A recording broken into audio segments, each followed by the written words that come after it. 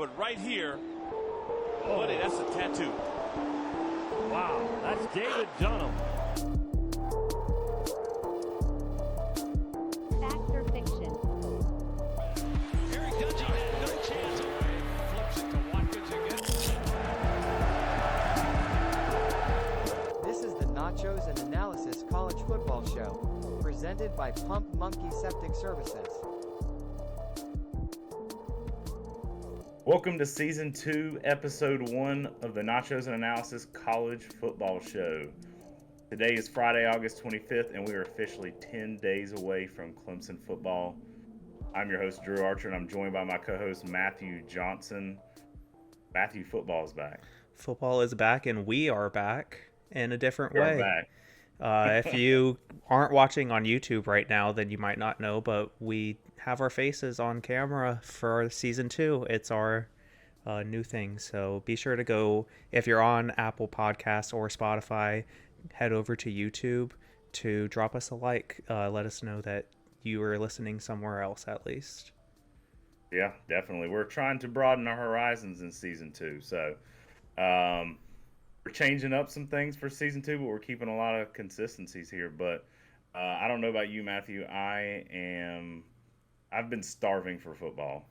I sat down to watch a NFL preseason game the other day simply because it was football. It was horrible, but I sat there and I watched most of a preseason game.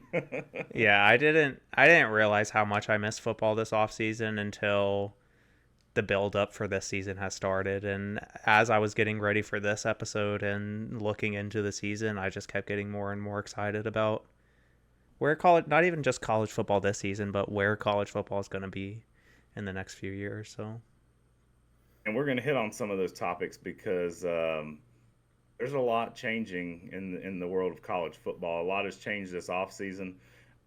Before we get into what we're going to discuss this episode, right off the bat, I got a hypothetical for you, Matthew.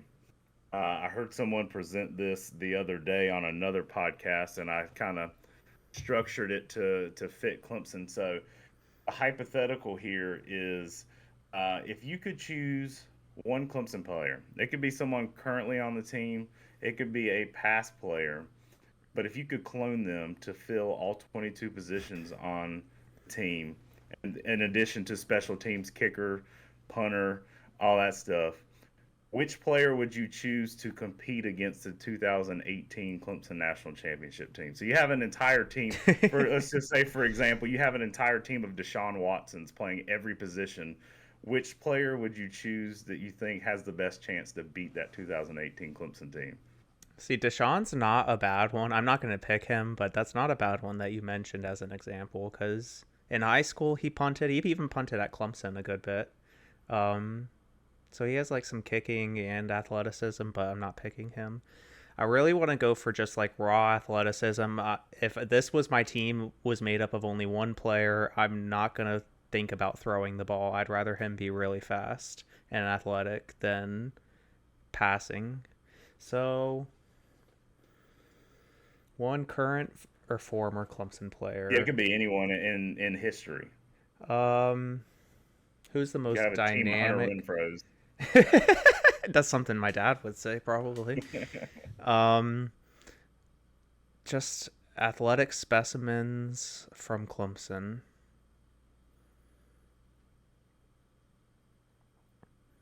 I mean, I might go. I'm gonna go ahead and just say it's a tie between C.J. Spiller and Sammy Watkins. Okay. Those are my top two. You and I are going like different directions on this. I'm thinking like someone athletic but strong and sturdy. I'm going Christian Wilkins, an entire team of Christian Wilkins. He's proven he can get the ball in the end zone.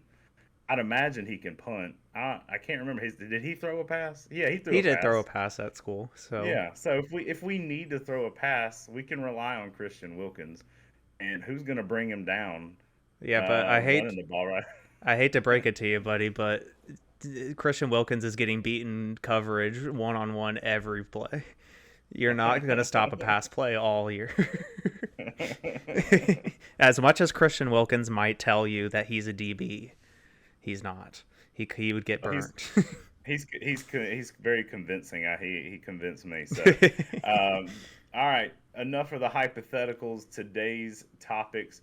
We're going to go over the state of college football. A lot, like we said at the top, has changed this offseason. College football seems like it's ever changing, and it'll never be the same. So we're going to discuss some of that.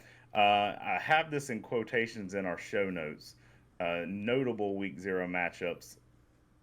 There's not really any notable games, but there is real college football this Saturday. We're also going to return with our Twitter polls of the season. The Twitter poll this year, or Twitter poll of the week, excuse me, this week's was in year one under Riley as offensive coordinator and Cade at quarterback. What is your expectation for the Tigers in 2023? We'll break that down. And, of course, Fact or Fiction, one of our more popular segments from last year. And then we'll continue with a pick'em contest that I lost last year that I'm going to look for redemption against Matthew this year before we wrap up with the season outlook for the Tigers. This is basically our season preview episode, getting some thoughts out there. Next week we'll actually have a real game to preview as the Tigers travel to Durham to face Duke. So jam-packed episode. We're going to have a guest next week. So today you just got Matthew and I. But the state of college football, and I'm going to just throw some of these out here, Matthew, and if you got thoughts, just let me know. First one off, the easy one off the top of the bat here is conference realignment. Yeah. We saw a lot of moving parts this summer. Exactly. I honestly hope that the national landscape gets enough pressure on the ACC, and Clemson and Florida State put enough pressure on the ACC to make a decision. I know they're not going to release Clemson and Florida State from their contracts because there's way too much money, and those are the two schools that bring in all the money for the conference. So I'm hoping that there's enough pressure put on the ACC. My dad was talking about recently, actually, a possible Fox Sports helping buy out Clemson and Florida State from their ACC deals to move to the Big Ten. That would be quite the conglomerate that Fox Sports would have on their just on their roster, pretty much. So I'm hoping conference realignment continues because I want Clemson to GTFO the ACC. It's a sinking ship, and if Florida State and Clemson can get out, they need to get out. I'm not smart enough to understand contracts and all that stuff with grant rights, but if there's a way, I think they need to figure it out. I also like that, Clemson is looking for a way out, looking for a solution to the problem right now. Glad that they're not like Florida State going out and being bold and obnoxious about it and doing all this talk and then nothing happens. I don't mind, though. I don't mind the talking, because the talking that Florida State is doing is putting pressure on the ACC. If all the ACC teams came together and they were like, oh no, we're united as a conference, like nothing's going to get done. So I don't mind Florida State doing this. It's for Clemson's best interest. Yeah. I definitely think Graham Neff behind the scenes is putting a lot of pressure on the conference there, though. But I meant to go back this week and look, because I remember in episode 1 or one of the early episodes of last season, we did discuss this, and it was a Fact or Fiction, I think. I don't remember how many years I put on it, but Fact or Fiction, Clemson will be a member of the ACC. But I think in the next 5 years, Clemson's not going to be in the ACC. I think in the next, sorry to cut you off, but I was just going to say, I think in the next 5 years, the ACC might not exist. It's got to do something, and it's got to figure it out, because it is a sinking ship. And Clemson and Florida State, those big brands, are going to get left behind if they don't figure out something. I mean, even if you think about other schools like Duke and North Carolina that have big basketball brands, like, they need to start pushing for something too, honestly. They have a lot of pull in the conference. Absolutely. Sticking with the conference, Florida State has received so much hype this offseason. Are you buying the Florida State hype? We had this conversation every year for 5 years, so no. Don't buy the Florida State hype. Make them prove it to you through the first few weeks. This happens every offseason. Like, come on. Yeah. They're going to get it. I mean, pretty much tell me Texas is going to win the national championship or something. They are going to get that test you speak of. They got LSU the first week, and then they come to Death Valley week 4. So we're going to learn a lot about Florida State really quickly. Yeah, and LSU has pretty high national championship odds. I was looking at today, higher than any other SEC team outside of Georgia and Alabama. Speaking of Georgia, is a three-peat inevitable with that schedule they have? I sure hope not. We need their biggest rival, the Athens Clark County Police Department, to step up and do the rest of college football a favor. Been doing a lot of work lately. Yeah, the only thing stopping that Georgia team is the speed limit sign. So even that isn't stopping them, I guess. I don't know. I feel like this every year. Like, I'm so confident. Oh, Alabama's going to win the national championship. When Clemson was elite and we had Trevor Lawrence and Deshaun Watson, I felt comfortable that they were going to win the national championship. I'm just in that place right now. You can't convince me right now that Georgia's not going to win the national championship. Yeah, I don't disagree. As much as it pains me to say. Yeah, I don't disagree at all because, I mean, especially I would normally say with a first-year starting quarterback, like, your odds go down super low, but they won the national championship last year with the mailman. So, I mean, granted, Stetson has done a lot better in camp in the NFL than anybody probably thought he could do.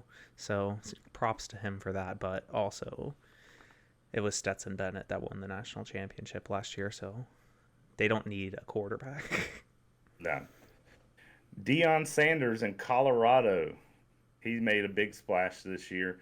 51 new transfers to the program. What's your thoughts on Colorado? Are they going to take over the Pac-4 or whatever's left out there? I feel like Colorado should move to the Big 12 after the Pac-6 dissolves. But yeah, I honestly hope Deion does well there. I hope he doesn't leave too early. For listeners who don't know, my girlfriend is a student at CU, so at a different, not Boulder campus, but I have a little bit of Colorado out there that I need to pull for. There you go. You going to make it out there to a game? Probably not, but I assume they're going to be expensive. They're going to be like Inter Milan games this year, or not Milan, Inter Miami. I mean, where Messi is playing. I threw this one out there just because I was reading something the other day and just didn't know. Bobby Petrino is Texas A&M's offensive coordinator. No, I read that. I did the same thing when I read that. That just sounds like a disaster waiting to happen. That's the first I've heard of this, reading this on our show notes. I just can't imagine him and Jimbo Fisher just game planning together. It's something about them interacting and working together just seems funny to me. New this season, no divisions in the ACC. So for the first time, it doesn't matter if you're in a crappy division. You gotta still play. You gotta still win games. So the top two teams this year in the ACC will face each other in the ACC championship. Thoughts on this? I like it. I think it's less pressure on the Florida State game in the regular season because you can kind of drop a conference game and still have a good chance of making the conference championship. Especially with the coming of the 8-team playoffs. I think divisionless ACC is going to be very good for Clemson, as good as it can be, pretty much. Yeah. Now I'm excited for this because, I mean, over the years, it's been nice Clemson winning all these ACC championships, but some of these games have been snoozers. So I'm looking forward to more instant classics and a really good game matched up with solid teams. You mentioned it is the final season of the 14 playoff. Next year we'll go to a 12-team playoff, which I'm really excited about that. Is it 12 that they announced? Oh, okay. I thought that it was Unless going to I'm go just to. completely, I thought it was going to go unless to I'm just 8, but completely wrong. I might be wrong also. I didn't research. I just wrote down 8 because I thought I remembered that, but I could be completely off. Yeah. Let's see what the old Google machine says. Yeah, 12 teams. Okay. The way it's going to work is the top 4 seeds, they get a bye in the Oh, first yeah. round, and then the next higher 4 seeds get to host the first round at their home stadium, which That's right. I'm excited for. Yeah, that'll be really cool. The worst part about that is that'll probably not be Clemson, being one of those first or second 4 teams, not getting the bye, because it's pretty much either win the ACC championship and get your playoff berth or don't make the playoffs. So I think Clemson fans should be really sad about moving from the 4-team playoff system, because no other system of postseason college football has benefited Clemson like the 4-team playoff did. It just allowed us to get a lot of national prominence and still compete in our conference at the same time, if that makes sense. I think Clemson fans should be very sad about that, but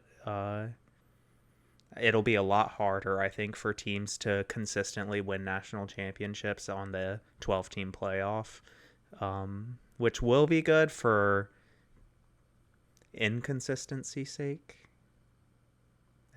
I don't know if that's the right word for that, but variety, I think, is the word. More parity. Yeah. No, I don't know. I disagree with you based on the way that a lot of these semifinal games have gone. I think you're going to have. I think the 4 best teams are still going to be the 4 best teams, and realistically, the 2 best teams, whether it's a 4-team playoff or a 12-team playoff, I still think those top 2 teams are going to be the only ones that realistically have a chance to win. Are you going to have some upsets of like maybe a group of 5 team as a 12 seed get in a semifinal round? Sure, but I don't know. I still think last year it was inevitable that Georgia was going to win the national championship, and I don't think one extra playoff game would have tripped them up. I do agree with you on the fact that the 4-team playoff has benefited Clemson, but hey, the ACC can get 2 teams in the playoff now. What about that? I mean, that's a thing also, but sorry, I forgot what you had said about. I had something to respond to you, but I'll just leave it. We can move on if you are ready. It is all good because this is episode 1. I'm sure our listeners would just would forgive us for our. Now I'm stumbling over my words. we're out of shape when it comes to podcasting. It's been a while. So, moving on to the next segment, notable, and I say notable in quotations, week 0 matchups.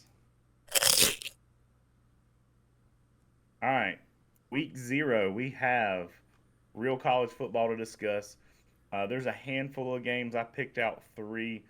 2 of them are involving a ranked team. One of them I selected just because it has a Power 5 team, because it is not a notable matchup. But I would dare say the biggest matchup of this weekend, Navy and number 13 Notre Dame travel to Dublin, Ireland to play this week. Will you be watching Navy and Notre Dame in Ireland this week? I honestly hadn't even thought about college football for this upcoming weekend, so maybe. It depends on what I'm doing. I don't know if I have plans yet. I just started an internship this week, so I've been pretty busy. I have not thought about anything outside of getting home and eating dinner. I'm sure. All right, so got that matchup. Here's the big one: Hawaii Vanderbilt. People are clamoring for this matchup right here. I want to see Hawaii go for it just because of all the stuff going on in Hawaii right now. They need a win bad. Exactly, and I did go to school with somebody who just recently graduated from Hawaii and was on their football team for a while. So I got a little homer for Team Hawaii. So let's go. What is their Rainbow Warriors? Is that their mascot? I think it's that. I think That is what it is.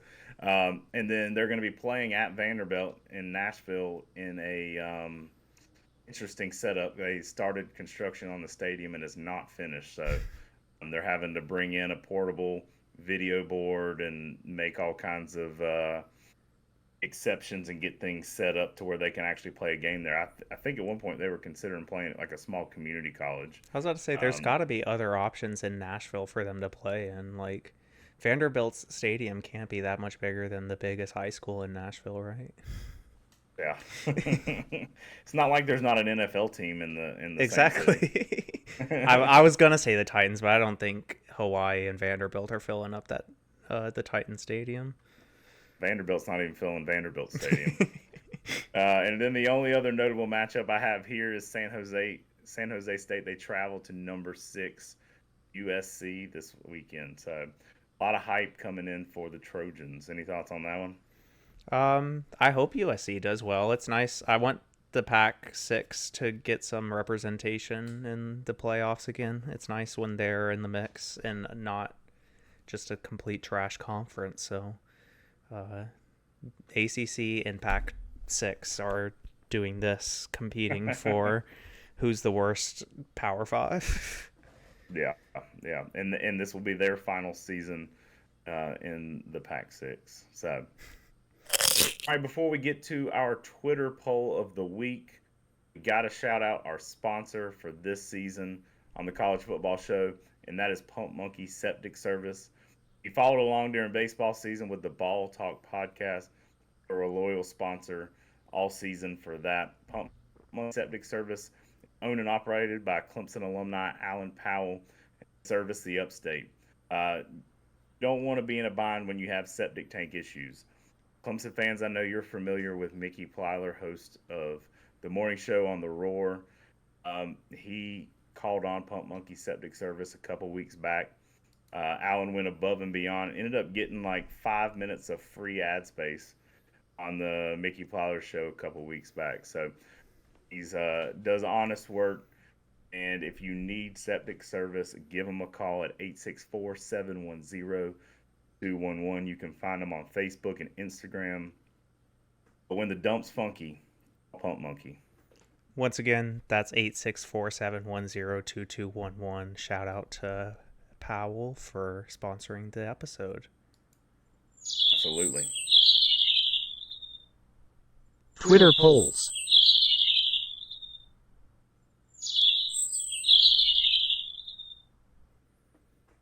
In year one under Riley as offensive coordinator, Cade at quarterback, what is your expectation for the Tigers in 2023? We posted this on Twitter last week. This is your sign if you don't follow us on Twitter. Should we address the It's not even Twitter right now. It's Zitter. It will always be Twitter to me. Who's going to go around and talk about X? I thought I was going to like Elon Musk buying Twitter. It seemed like it had a lot of upside, but no, that's why when I get on there, I just get frustrated because something changes literally every day. Yeah, exactly. That's why in our transition for this segment, it's still Twitter themed, not X themed. Yeah, because that likely won't last. Who knows? So the options for the Twitter poll, which you can find us on Twitter at Nachos_analysis. We'll post this each week, so get your voice heard. It's posted as a poll, but leave your comments and thoughts as well. We'll read them on the episode. The options for this year, what are your expectations for Riley and Cade at quarterback? National champions, playoff appearance, conference champs, or 10-plus wins. Tigers have a nice streak of 10-plus wins going on. That was the bare minimum here for the poll options. Before we reveal the results, Matthew, what are your expectations this season? I voted for conference champs. I think it's the most reasonable expectation for this team. We saw last year what a first-year coordinator can do, and granted, this year's first-year coordinator is not a first-time ever coordinator, but we saw it takes a little bit of time for a coordinator and to get used to their personnel. So I think conference champs is a pretty reasonable Pretty reasonable expectation. Like, you're not going to get disappointed. Well, you might. You're not going to get too disappointed if that's your expectation going into the season. But looking at the results from the Twitter poll, national champs got 13% of the vote. Conference champs, what I said, got 12%, and 10 plus wins got 9%. And the winner of the poll was playoff appearance with 66%. I do like the confidence of the fan base, but personally, I think any expectation over winning the ACC is over ambitious. Like, I guess winning the ACC puts us in good contention to make the playoffs, but we saw last year that's not always true. Yeah. I tend to agree with you. I think we got to have our expectations in check. We're working with a lot of the same parts. You insert Riley, you insert Cade after an off season, knowing he's going to be the starter. He's got one start under his belt. Granted, it was a loss to Tennessee in the bowl game, but I am not setting myself up for disappointment. I would love to win another conference championship. Getting to the playoff would be the icing on top. I do get a kick out of how many people have the expectation going into this season. 66% of the vote here that their expectation is a playoff or bust. I mean, you can't blame them with some of the previous seasons we've had, and I wouldn't necessarily say we don't have the talent to make the playoffs this year. I think we definitely do. It's just about putting the pieces together, and that doesn't always come together immediately. So, being a little more reserved with my expectations, as you are. Yeah. And keeping people healthy, that's a big part of it too. Oh yeah, that's one thing that Clemson has struggled with since COVID pretty much, is development and injury prevention. So I know we talked about that in our season wrap-up episode about getting injuries and all that kind of stuff in check. So yeah, Clemson was very fortunate on that early run from 2015 to 2018 when it came to injuries, and that was a big part of the success there. So hopefully, especially when it comes to like somebody like Xavier Thomas, he's back for his final season. He could have went to the NFL. He needs a healthy season. We as Tiger fans want him to have a healthy season selfishly, because having him out there for a complete season would be huge. And I can't even remember when was the last season he was healthy for the whole season, or has he? I don't been know healthy the entire season. I don't know if he has been, but I don't even know if it's selfishly that we want him to have a good season, because, or I mean, personally at least, like, I want to see XT go make a lot of money in the NFL. I think he has the talent, the build, and everything for it. He's been hyped up since he was a freshman, just always dealt with injuries. So XT is going to be a very big contributing factor this year if Clemson is successful. So with that, we'll move on to Fact or Fiction.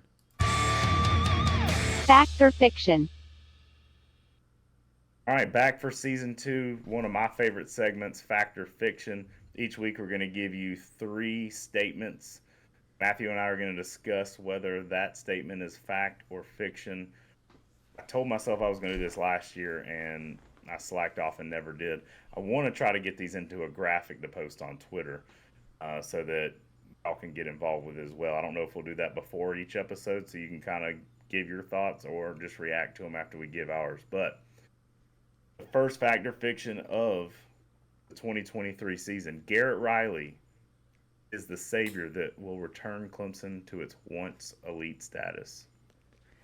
I think it's kind of funny the way you worded it of calling him the savior, but I'm still going to say fact. We need to take advantage fast because Garrett Riley is not sticking around here. Garrett, he will be here for maybe one full recruiting cycle. He might get some freshmen in this year that he recruited and maybe be here for their senior year, but we can't expect anything more than that. So this is about development and really getting Clemson back on the map of national prominence. So whenever he eventually leaves to take another job, we are set up to not promote a first-time coordinator and fire him the next year. Like, that's just not productive. Not looking for a repeat of that. However, I tend to agree with you, and I don't think that I don't even think we get a full recruiting cycle out of him. If Clemson takes a step forward this year and takes that momentum into a solid season next year, gets to the playoffs, I think he's gone. I don't see a world where Clemson takes a step forward, advances, and improves where he's not here for more than 2 years. But I'm going to say fact. I think he is going to completely retool this offense, get the pieces that we have. We've been recruiting well. We have a lot of talent on this team, and I think he's going to be the guy that's going to figure it out. Unfortunately, Streeter could not. So next one. Wait, one more thing before you move on. Yeah. This kind of brought up, I don't know if you saw this video posted on Twitter of, it's kind of like a leaked video of Dabo talking to the team in the meeting room, where he said every team on the roster, or every team he's had since 2013 has won a national championship, so this class is on the clock. Every class has won a national championship. Yeah. So I saw that, and I think that fits with this conversation. Is we're on the clock with Garrett Riley. It's not unlimited time. Like, we need to make some national prominence now, or it's a waste, or at least improvement. No, I agree. All right, fact or fiction? We talked about him a minute ago. Xavier Thomas have his best season yet. I'm again going to say fact for his sake.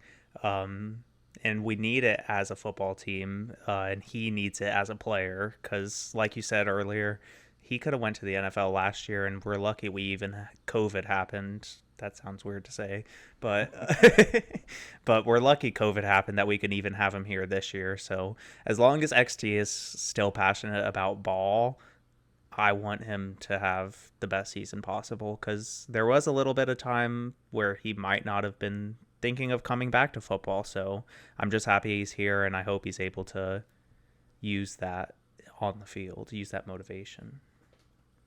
Yeah, absolutely.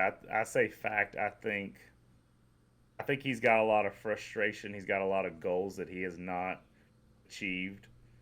And I don't know, seeing the stuff he posts on Twitter, you can tell he's hungry. He wants to prove himself. He's trying to get that bag. He's trying to make a name for himself and get drafted to the NFL. So I say fact. I think this is the year that the pieces come together for Xavier Thomas. XT has the opportunity to make a lot of money this year, like more than KJ Henry did in his senior year. XT could work his way up to a first-round pick this year. Oh, absolutely. Last, fact or fiction. Labor Day games to open the season should become a tradition at Clemson. They opened the season in Atlanta last year against Georgia Tech and opened the season Monday night, Labor Day, at Duke. What do you think, Matthew? 2 thumbs down. I hope this never happens. I hate it. At least this year, Clemson gave us Labor Day off. We don't have school on Labor Day, but last year for the Georgia Tech game, me and you were in the press box. I went to class on Monday morning. Left Clemson. Was it? Yeah. You went to class Monday. I went to class Monday. Yeah, the day of the game. Left for Atlanta. Came back that night and went to class Tuesday morning too. I think I missed my 8 a.m. that day, but we won't talk about that. But yeah, I hate it. I like the fact that having college football on as many days of the week is great. I just don't want it to be my team. It could be an ACC tradition or for some other teams to play, but not Clemson. I don't want it to be a Clemson tradition. I agree with you, and when we sit here and agree on all 3 of them in a row, I got to put some more controversial ones in here next week. But no, I like the idea of Clemson being a standalone game. I don't like the idea of it happening, quote unquote, on a school night. I got to get up and go to work the next morning. I'm going to the game this year. I'm having to take Tuesday off of work. So the idea, I think there's one game Sunday night. They usually have one Yeah. that weekend. I wouldn't mind having the Sunday night game, so that way I at least have Labor Day off, travel and rest and that kind of stuff. But the fact that you're doing it on a Monday and then you got to get up and go to work the next day or school or whatever, not a fan of the Labor Day game. So Yeah, I mean, like I said, I love having college football on Monday. That should be every week of college football season should have a college football game on Monday. But I agree. I don't want Clemson to be that team. No, I did. I don't think I told you this. I planned on going to go work and cover the game for Nachos and Analysis. I did apply for a media credential, but I think I convinced Emily, who grew up a Duke basketball fan, who's never been to Duke's campus, to go buy tickets as spectators and go spend the in Durham. So I've never been to Durham. Yeah, I've never been to Durham, but I haven't really been disappointed by a North Carolina city that I visited. So, like, Durham is supposed to be kind of trendy and stuff, but it's kind of being trashy. I much prefer Duke's campus. Okay. Probably.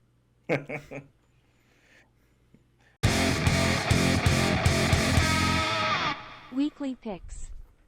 With season 2, we bring back our Pick'em contest where each week Matthew and I will give our picks for that week's games.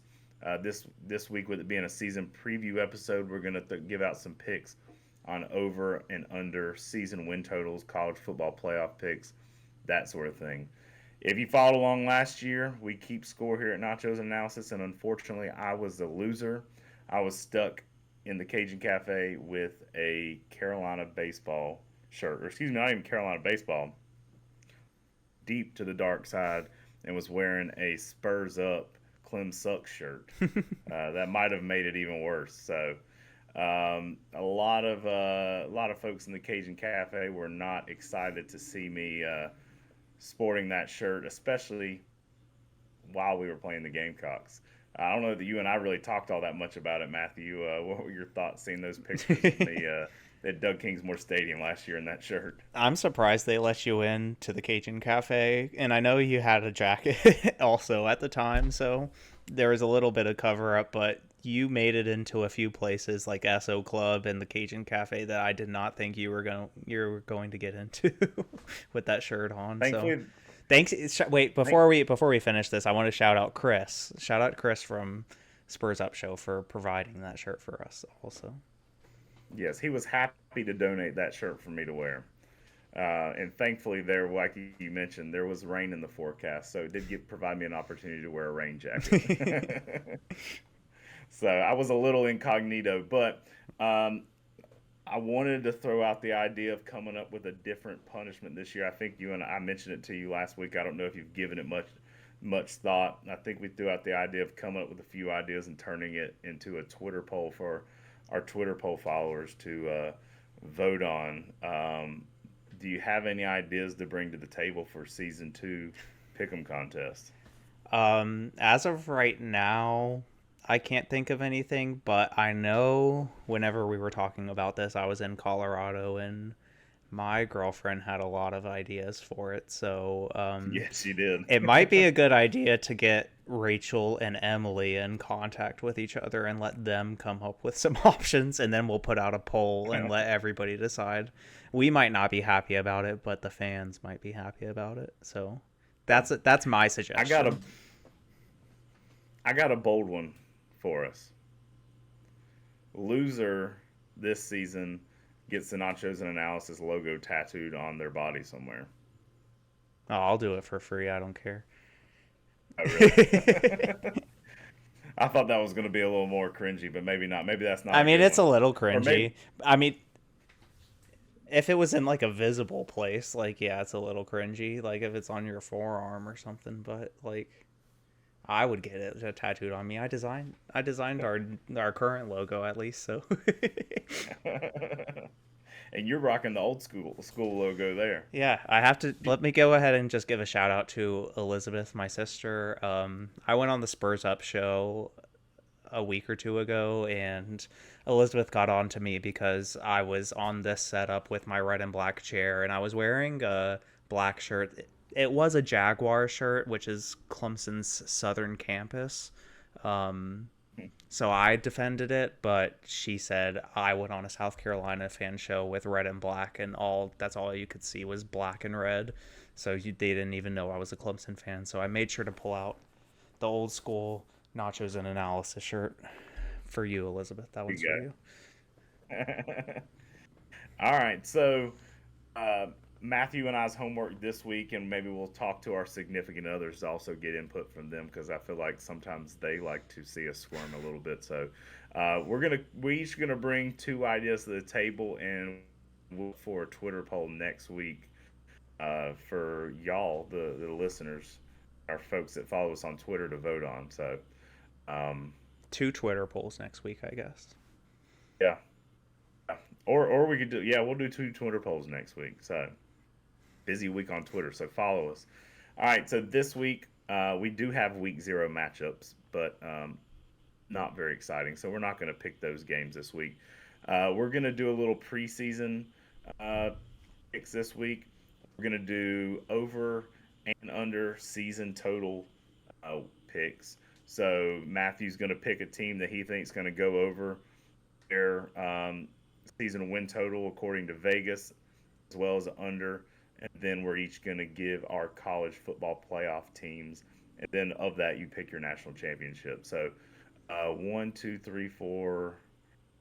We each can earn 7 points from this preseason pick'em contest. We won't know the results of it, obviously, until January. So I have to remember to come back to this and add it to our total. So I don't know. This week could be big. I guess, yeah. Especially with how close it was last year, coming down to the national championship. Yeah, I was about to say, I think I assume going into the last week of the podcast, we will get another opportunity to make updated playoff picks as part of the picks. And so it's not all dependent on this, like our end of the season. Yeah. All right, so we'll start with overs. Matthew, what's your over pick for season win total this year? I'm going with Wake Forest. Wake Forest is sitting right now at 6.5 games as the line. I think Wake Forest is a pretty easy team to be able to get a couple games they're not supposed to win and kind of succeed in the ACC on lesser competition pretty much. Wake Forest has become one of those teams that is competing highly in the ACC, and they're one of the teams that's going to benefit most from divisionless ACC, I think. They're one of those teams that kept getting screwed pretty much by being in the same conference as Clemson and Florida State, or division, I mean. So, yeah, I think Wake Forest goes over 7 wins this year. Interested to see how well they do without Sam Hartman. Yeah. Or transfers to Notre Dame. My over pick, South Carolina. Vegas is spotting them 6.5 games. I think you're seeing a lot of hype in Columbia. They're doing a pretty good job on the recruiting trail. They do have a tough schedule, but I don't see them not getting 7 wins this season. This is a no-brainer to me. Like the Gamecocks are going to have 7 wins this season at minimum. I don't know. That it is tough. They're in a tough spot also, kind of similar to Wake Forest, where they just have some tough competition to get to those 7 wins. So I like that each team that we picked has the same line. So it's pretty much just whether Wake Forest or South Carolina has a better season this year. Yeah. All right, your under pick of the season. All right, this one might be a little controversial because I think they will be good next year, just not this year. I'm going Texas under 9.5 games. So I think they'll win 9 or less. With the addition of Arch Manning, We're getting a lot of hype. Yeah, they have a lot of talent coming in, and I think NIL is really helping Texas a lot because Texas has a lot of money. So Texas might be back soon, sooner than Florida State at least. So that's all I'll say on that. You thought your pick was controversial. I'm bold. Alabama under 10.5 wins this season. I think they have the fourth or fifth best odds to win the national championship this season. I think this is the year that they kind of a slight step back. You saw some shaky games last season, and I don't know. I just got a feeling about Alabama this year. They're not going to be the Alabama that we're used to seeing. That's interesting. I kind of had considered picking Alabama for my over pick because you never know if they'll be able to put together one of those seasons because it's really just a few games that they could stumble over. And other than that, they're going to be favored and high ranked in the polls if they're winning. So I considered picking them for my over, but 10.5 for them? 10.5, yeah. Yeah, 10.5 is a lot, so I don't blame you. Seeing Alabama get 9 wins this season would be crazy, though. Yeah. Can you imagine Nick Saban? He might retire. 9 wins. All right. Our college football playoff picks is the last season of 4 teams. Matthew, I don't know. Did you seed yours or did you just come up with 4 teams? I didn't really seed them. I just kind of put 4 teams that I would like to see make it. That's fine. I think I kind of put mine in there that way, but it really doesn't matter. We can say that mine are seeded just for funsies. I'll go with number 1, Georgia. Georgia doesn't have a tough schedule this year. Like I said, their biggest opponent is the speed limit sign. And they're beating that every single day, so it doesn't matter. Every day. And women, apparently. I didn't know about that. I'll go my 2 seed out of the Big Ten. I want to pick Penn State. They're the 3rd highest projected team out of the Big Ten behind Ohio State and Michigan. We just found out this week that Michigan is losing Harbaugh for the first 3 games because of self-imposed regulations. That's not the word. But yeah, I've never bought onto the Michigan hype train. Ryan Day, I think, is a good coach, and Ohio State has a lot of talent, but I'd like to see some variety out of the Big Ten, so I'm going to pick Penn State as the team to come out of there. 3 seed, I know I picked in the Twitter poll that Clemson's expectation should be to win the conference championship, but I'm going to put Clemson as the 3 seed here.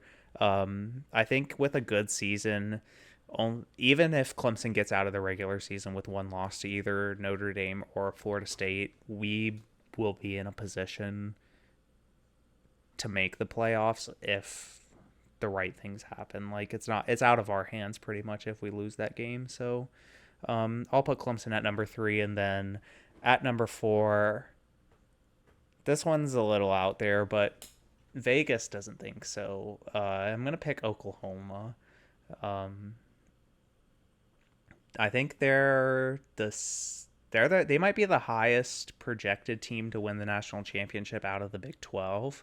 So yeah, I'd rather have a Big 12 team in there than have 2 SEC teams or a Pac-6 team. All right, my top 4 picks. I, like you, am going Georgia number 1. Like I said earlier, I feel like that's inevitable that they could potentially win a 3rd consecutive national championship. I'm choosing a different Big Ten team for my 2nd pick. I think Michigan, the pieces together again this season. I have them as a 2 seed. Just based on competition throughout the season. And I think that I project them to win their conference. I got USC as a 3 seed. And per usual, in like many years, I got 2 SEC teams in here. I got LSU as my 4th pick. Interesting. The college football playoff. Interesting. What makes you think Um, LSU is gonna get in there above Bama? You think they're gonna win head to head? but yes, I think LSU is going to beat Alabama this year. Um, I don't think Alabama's making the playoff this year. And I think the two best teams are Georgia and LSU. They'll play each other in the conference championship, Georgia winning, and LSU drops to the fourth spot. Heading into conference championship week, you could have 1-2 Georgia and LSU. I don't have much reasoning for a lot of this. I'm just looking at the odds, and I don't know. I don't expect Clemson to make the playoff this year. And I was just kind of going down the list. Your Penn State pick, I don't trust James Franklin. There's always a lot of hype or good recruits in there, and they don't always win those big games. And I don't know that that'll necessarily change this season. Yeah, you're not wrong. Did you give?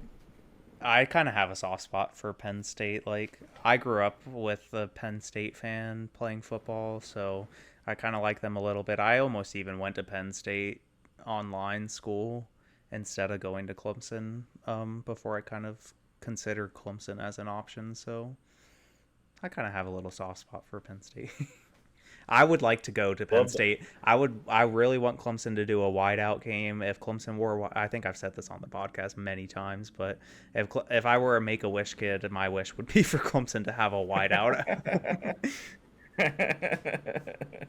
We got close last year with the gray out, but yeah, that's one of my favorite things. That's one of the coolest scenes in college football is those whiteouts. And I don't know what it is about their helmets. Their white is different than every other team's white, but their helmets seem just so white, like more white than anybody else. I don't know what it is. I don't know if I've noticed that same thing. Just watch. You'll watch a Penn State game this year, and you'll like, that is a white. It doesn't like it's whiter than Auburn's helmet. It's whiter than Carolina's helmet. Like white. Listeners at home are probably like, this guy's an idiot. I can't remember. Did you give out your national championship pick? I did not. I just gave my top four. Out of those four that I gave, Georgia, Penn State, Clemson, Oklahoma, I think the best odds are going to be Georgia. Vegas agrees. I don't like it. I don't want Georgia to three-peat. When was the last time a college football team three-peated? That would be something that Georgia fans could hold over everybody's head for a long time, and I do not want them to have that firepower. So somebody, please. Cade Klubnik, please. Someone please stop Georgia. I have Georgia winning the national championship, unfortunately. It's not what I want, but it's what I foresee happening. But I've been wrong the last few seasons heading into it. I convinced myself that a certain team's going to do really, really well. Last year, I hitched my wagon to Utah, not for them to win the national championship. You remember that? Yeah, early to make in the year, playoffs. Yeah. I think you picked Did Baylor not, to win or to make the playoffs also, or to at least to win the Big 12. Yes, I did. I went a little rogue last year with some of my preseason picks. I don't mind it though. I mean, like, people don't want to come and watch us pick the top four Vegas odds people, so I went a little more conservative this year, so we'll see. It's nice to think about. We're sitting here doing preseason picks, and it is August, and we'll have college football. We won't know the outcome of this till January. Got a lot of football ahead of us, and I'm so excited. It hasn't even really dawned on me. Like, just getting ready for college football Saturdays and then red zone Sundays. I've been getting like TikToks. I don't know if you've seen TikToks like these. It's just like people getting excited for red zone. Like, it's just a TV program that happens on Sundays. Like, but I'm so excited for it. I get those TikToks where it's like just a guy sitting on the couch by himself eating chips, and it's like the CBS music intro to a game or whatever, and it's like you got a pot of chili on the stove, 6 beers on ice, and uninterrupted football for how many ever hours or whatever. I can't wait. I'm so excited for Red Zone. I don't know if you're a Red Zone fan, but NFL red zone. Don't have an opinion. I've never had red zone, so I never have. Maybe I shouldn't say it publicly. I'd never paid for it, but it's great. I can send you a link. It's a great way to spend your Sunday. I will say there will be a return of the 2, maybe this year 3 screen viewing on Saturdays and Sundays this year of games. So that is definitely going to be in effect in my apartment. Alrighty, so enough talking about all these other teams. It's time to give our season outlook for the Clemson Tigers.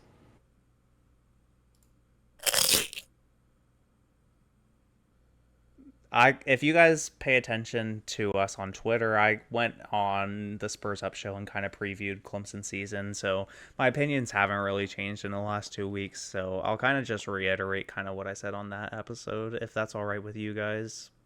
You can't tell me until the comments happen, so I'm going to do it anyway. Pretty much the biggest thing I think Clemson needs this year is playmakers to step up on offense.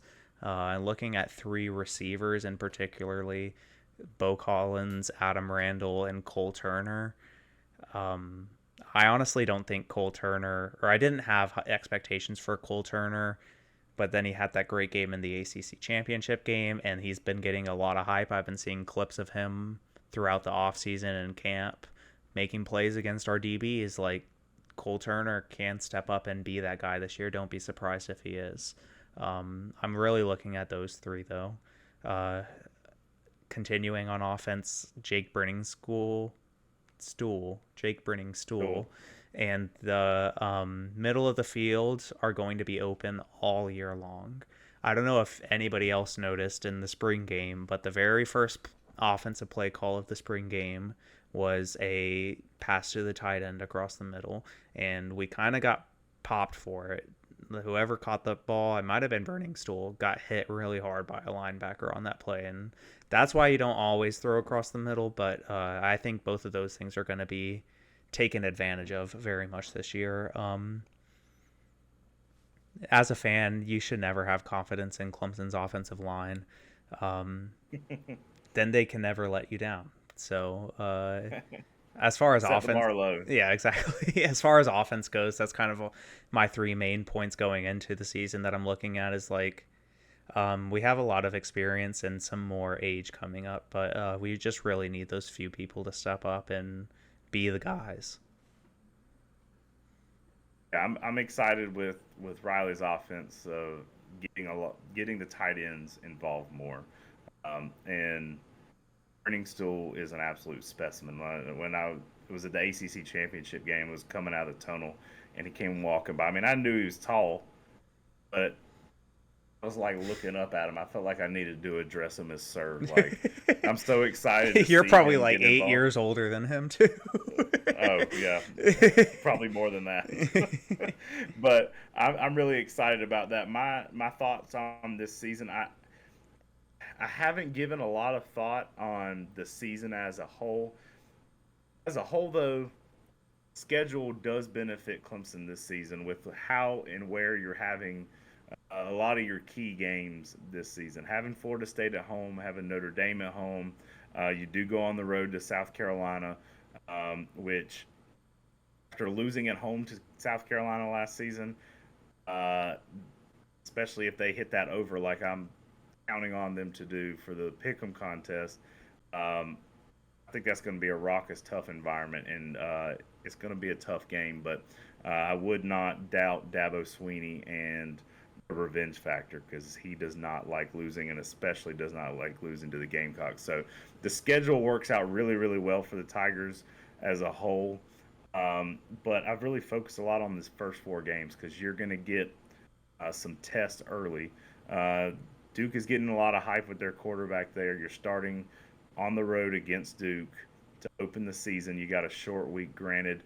The next 2 opponents are not those are the 2 opponents you want to have when you're on a short week. But then week 4, number 8, Florida State comes to town. And depending on how they perform against LSU in week 1, that could be a huge matchup in Death Valley. Now, if they go and lay an egg in week 1, the luster is a little lost, but I don't. Regardless of if Florida State loses that first game, they're going to play Clemson tough, and it's going to be a huge matchup. So, and I'm interested to see, and we've had some big games early over the last few years, opening the season against Georgia, Auburn a few years back. But I feel like we need to give our yearly reminder that Dabo and company, they don't open up the playbook early. Or you as a fan are probably going to be a little frustrated with what you're seeing on the field, but just be patient. I feel like once week 4 comes around, you're going to see quite a few things that you didn't see weeks 1 through 3. I did some research with the first 4 games. In the college football playoff era, the Tigers are 30-2. The first third of the season, those 2 losses came in 2021. That Georgia game where they opened up the season in Charlotte and against NC State. Talking about those first 4 games of the season, got a trivia question for you, Matthew. First trivia question of the second season, if I can get my thing highlighted. All right, since 1980, Clemson has lost to this team 8 times within the first 4 games of the season. Wow. That is quite a question.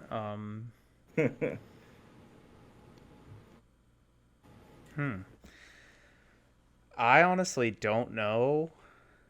My first guess is to go for... It's not Georgia. We haven't played them that many times since 1980.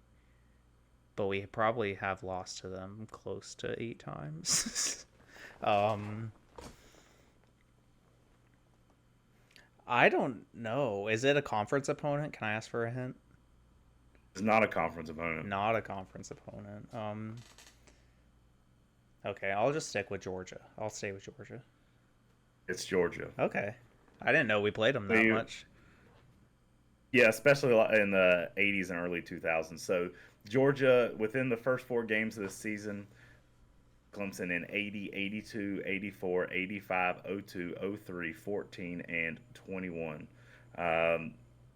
Note the Tigers open the season with Georgia next year at Mercedes-Benz. So I don't know what came upon me that the other day I was just obsessed with the first 4 games, and I sat there and researched the first 4 games of every season dating back to 2015.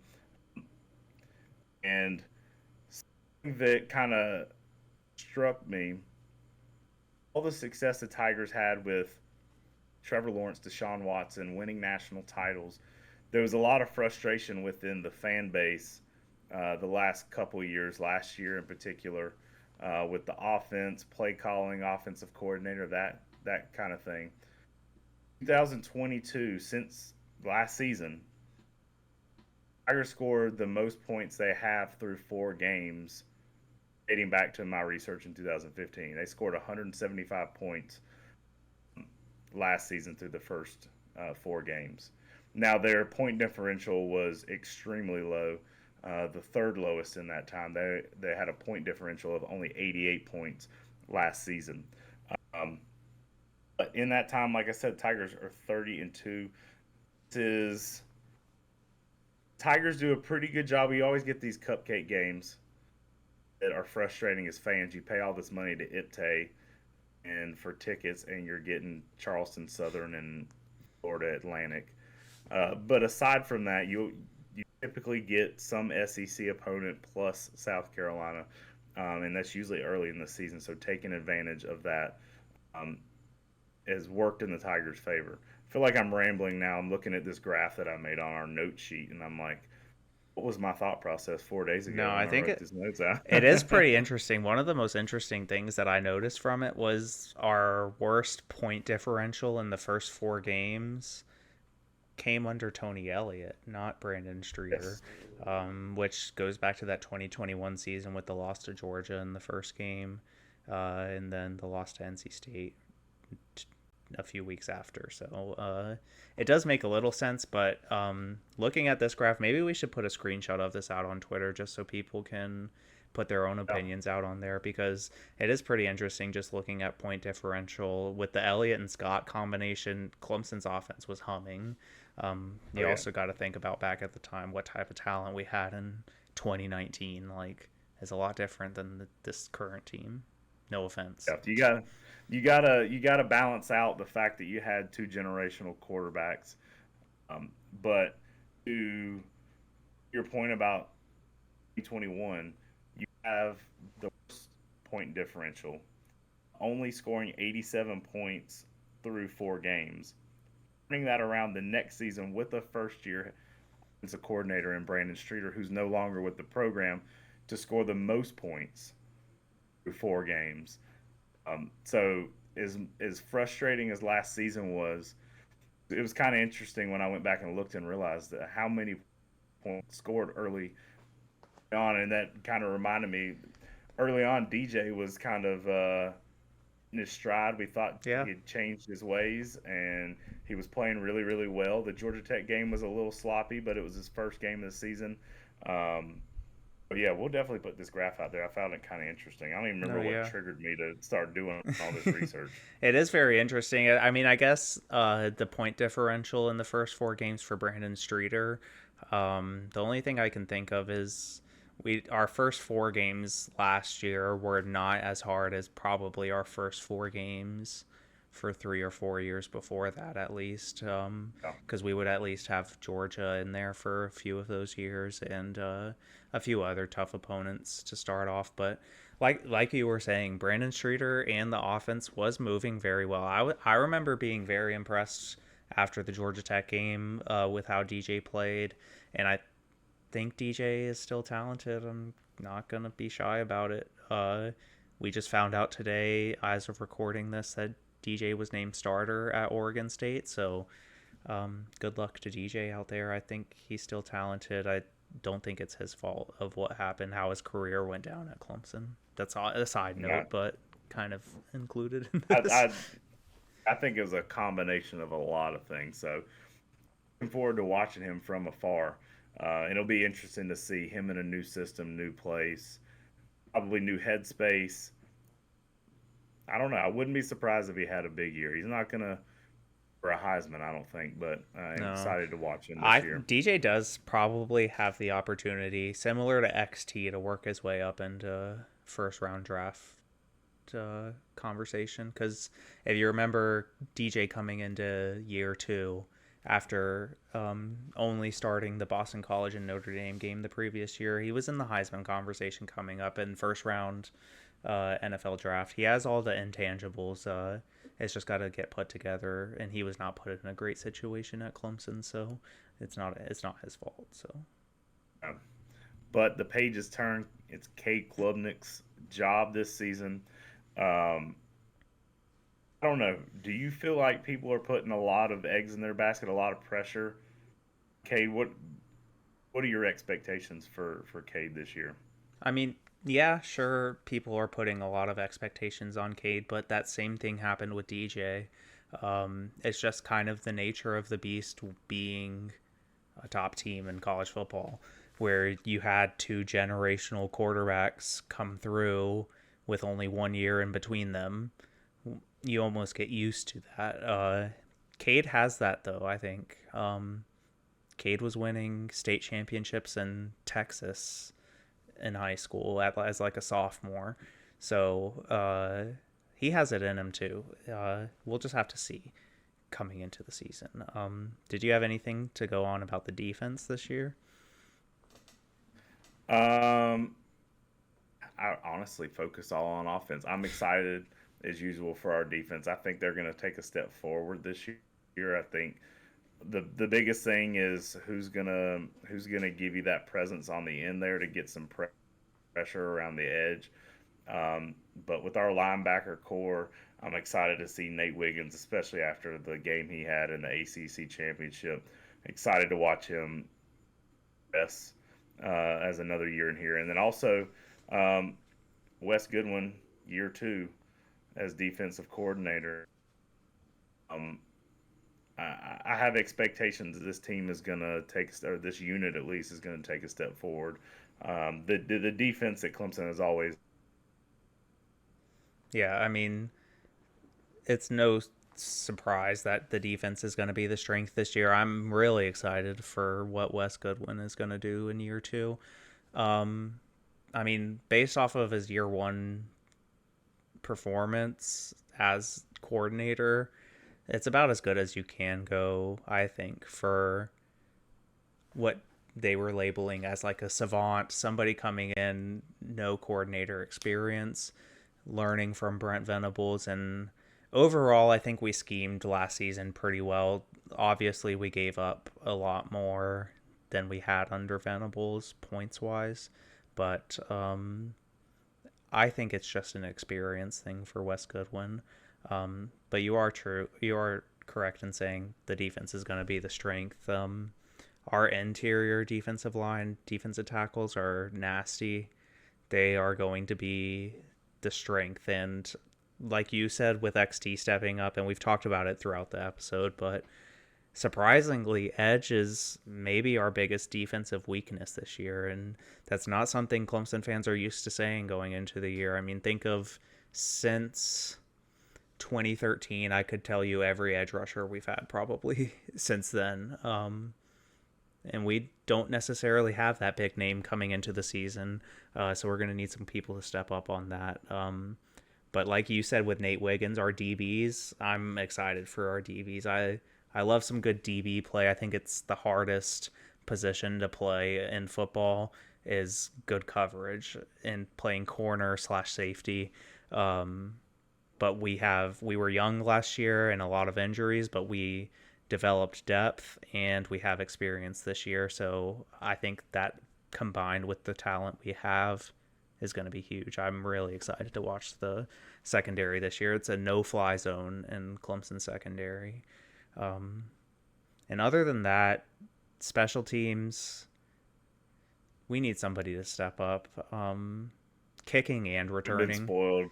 We have been spoiled. BT Potter has been here forever, and he was amazing. I remember watching BT Potter high school highlights before he came to Clemson. I remember those days, watching him hit like 50, 60-yard field goals in high school. We are going to miss that, and it might cost us some games, if I'm being honest. It's happened to Alabama a lot in the past. Special teams is a third of the game, and it's not something to overlook. Absolutely. Whoever takes over that role, they have big shoes to fill. Going back to you discussing our DBs and no-fly zone, paint a picture for you right here. Clemson is 3-0. They off a win against LSU to open the season. Also comes in 3-0 Death Valley. Game day, kickoff, Death Valley rocking. I cannot wait for that. I hope that that FSU wins, not LSU. I hope FSU wins because that's kind of like similar to we had a game last year. I guess it was NC State came into town undefeated, top 5 or top 10 at least, and Clemson was top 5. That type of atmosphere is something that we need. Clemson's been spoiled the last few years until the South Carolina game, going almost 50 games at home, winning in a row. Last year felt like I forgot what it felt like to lose at home.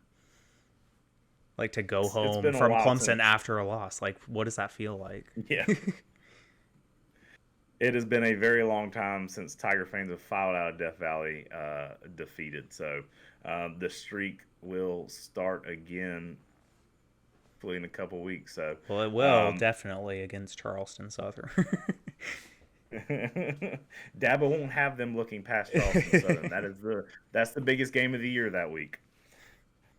Any other final thoughts before we wrap up, Matthew? I think I said it all. I mean, pretty much Clemson needs I would say Clemson fans to keep your expectations in check. Just remember we are very young still on offense. Most of our best players are going to be sophomores and juniors this year. So keep your expectations in check, but I wouldn't be surprised to see Clemson make a run because, like you said earlier, our schedule lined up pretty favorably. One game you didn't mention at home is NC State. I think that's a big one to have at home that's away this year. No, not it. Yeah, that's away. We had that home last North year. Carolina. North Carolina's at home. That's what I was thinking of. But yeah, NC State away is going to be tough. But having those games like FSU and North Carolina at home is going to be big. I'm excited to be in Willie B again this year. Nobody ever said that.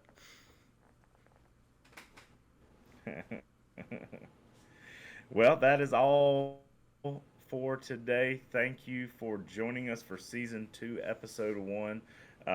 Those of y'all are checking us out on YouTube, be patient with us as we figure things out, but I think we're going to put out a good product, and happy to be back out on the airwaves and putting out an episode each week. So, again, follow us on Twitter, Instagram, or excuse me, not Twitter, X, Instagram, Facebook. We're on you're on Threads, follow us there, and then also like, subscribe on YouTube as well to stay up to date. But until next week, peace. Peace.